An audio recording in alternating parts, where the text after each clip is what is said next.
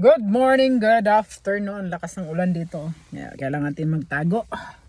Wala iba mga pagsilungan. Dito na lang tayo muna magtambay. Kasi hindi pwede. Kasi ito ay nakakalagnat. Charot. Pero mas masarap to maligo pag nasa bahay ka, no? Wala eh. Nandito tayo sa palengke. Kaya dito muna tayo mag chika-chika at mga kwentuhan. Kumusta na pag lahat yan. Ayun. Yun. Pag namalingki ka, tapos sabay hila ng cart, man tumatalsik yung potek. Okay. Antayin na lang natin tumatila yung ulan bago tayo alis kasi mahirap kasi ayoko mag-drive ng masyadong malakas ng ulan. Nahirapan ako at saka yung mga taong maparas. Alright. Thank you so much. Bye. Kailangan natin malingki kasi wala na yung kakainan.